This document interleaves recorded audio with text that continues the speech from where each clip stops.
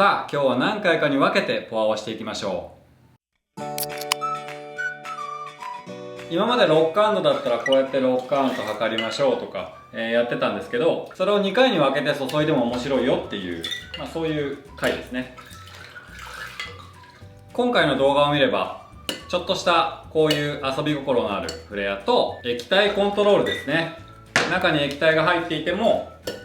こぼれない、こういった液体コントロールが身につくかなと思います。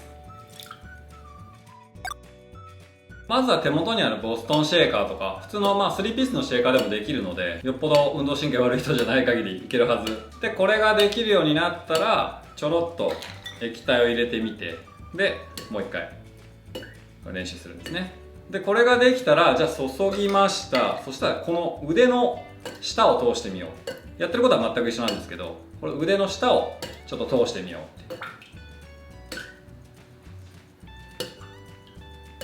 で腕の下が通せると1回注いで通してもう1回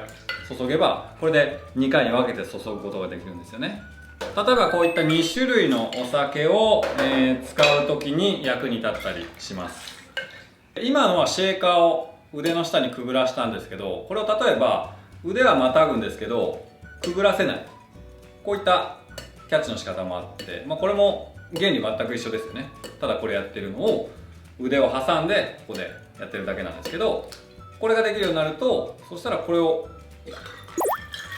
このポアにもつなげることができるんですよね。なので注いで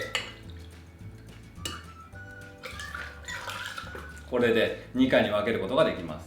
それを滑らかにやるとこういう感じですね。で今までは液体の切り方っていうと、こうやって下にねじって切るかバウンスカットで切るとしか教えてこなかったんですけど、今日もう一個新しい切り方をやろうかなと思っていて、それがすごく簡単なんですけど、勢いで切るっていう、勢いで切る。言ったらこの今まで、下げていたこれを速くするイメージですね。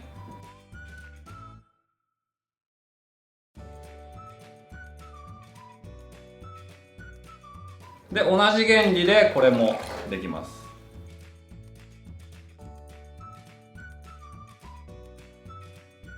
ただこれあんまり勢いよくやりすぎて、でこの辺に人がいてガッてやった時にバンって当たらないようにしてもらって、でこれ実際なんかどっかアメリカかなんかであったんですよね。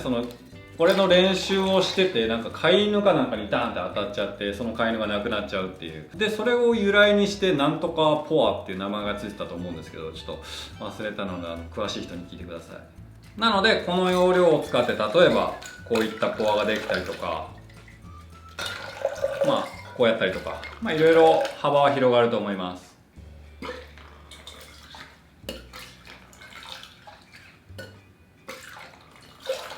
あとちょっと投げれる人とかは、例えばこうやって注いで後ろからティンを出してあげてもう一回注ぐとか。以前の動画でバウンスをしてひっくり返してポアをするっていう動画を作ったんですけど、このティンの動きは全く同じ原理で注ぎ方を変えると、例えば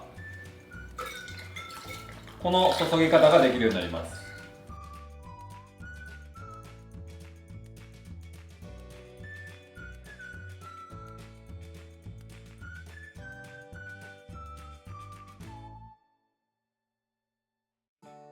この注ぎ方実はですね、これをこうやると液体がきれいに切れるんですね。でこの注ぎ方で液体をうまく切った後にティンをこうやってしっかり返してあげるとプロフェッショナルっぽく見えます。